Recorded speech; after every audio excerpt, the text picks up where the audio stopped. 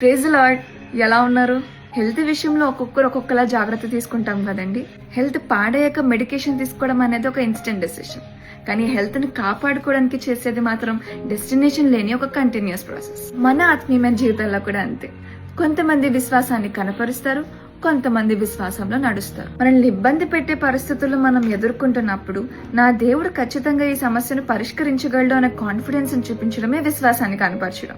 12 సంవత్సరాలు రక్తస్రావం కలిగిన స్త్రీ సినారియోలో యేసు ప్రభు వారు ఆ దారి గుండా నడుస్తున్నప్పుడు అది తెలుసుకున్న ఆ స్త్రీ ఆయన అంగే ముట్టుకుంటే చాలు నేను స్వస్థపరచబడతాను అనుకుంటుంది. అక్కడ తన విశ్వాసాన్ని కనపరిచింది, స్వస్థపరచబడింది, సమస్య సాల్వ్ అయింది. యేసు సముద్ర తీరాన ఉన్నప్పుడు యాయీరు అనే ఒక అధికారి వచ్చి తన కుమార్తె చావు బ్రతుకుల్లో ఉంది, వచ్చి స్వస్థపరచమని దేవుణ్ణి వేడుకుంటా ఉంటాడు. నిజానికి యేసు ప్రభు వారు ఆ చిన్న బిడ్డను స్వస్థపరచడానికే బయలుదేరతారు, కానీ మధ్యలో ఈ రక్తస్రావం కలిగిన స్త్రీ ఎదురవుతుంది. ఒక పక్క తన కుమార్తె చావు బ్రతుకుల్లో ఉంది, ఏ నిమిషమైనా చనిపోవచ్చు, ప్రతి క్షణం కూడా చాలా విలువైంది.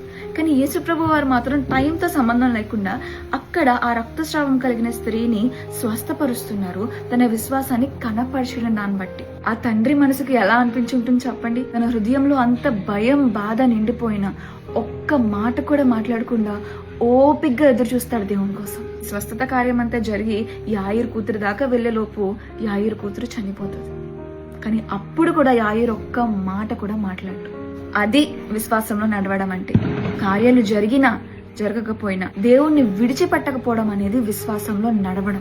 యాయిరు విశ్వాసాన్ని కనపరుచుంటే తన కుమార్తె చనిపోకముందే దేవుడు అక్కడ వెళ్లేవాడు, తన రోగాన్ని స్వస్థపరిచేవాడు. కానీ యాయిరు విశ్వాసంలో నడిచాడు కనుక స్వస్థతకు మాత్రమే అర్హురాలైన ఆ చిన్నదాని దేవుడు చూసి she deserves a new life అనుకొని తనను మరణపు అంచుల దాకా తీసుకెళ్లిన ఆ రోగిష్టి జీవితాన్ని అక్కడతో ముగించి ఆయన సమయంలో సీన్ లోకి ఎంటర్ అయ్యి సృష్టినంతటినీ కేవలం నోటి మాటతో సృజించిన మన దేవుడు చనిపోయిన ఆ చిన్నదాన్ని చూసి చిన్నదానల్లే అని ఒక్క మాట ఆయన పలికినప్పుడు అన్ని రోజులు తనని తన కుటుంబ సభ్యుల్ని అంతగా ఇబ్బంది పెట్టిన ఆ రోగిష్టి శరీరాన్ని అక్కడే వదిలేసి నూతనమైన సృష్టిగా తిరిగి లేస్తుంది.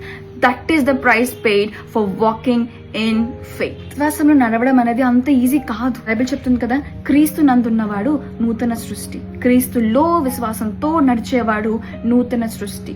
కనుక మీరు విశ్వాసాన్ని కనపరిచినప్పుడు విరిగిపోయిన మీ హృదయపు ముక్కలను దేవుడు అతికి బాగు చేస్తాడు. కానీ మీరు విశ్వాసంలో నడిచినప్పుడు, క్రీస్తు నందు నడిచినప్పుడు మీరు నూతనమైన సృష్టిగా మార్చబడతారు.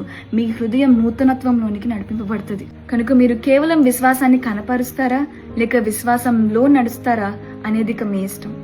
May God bless you.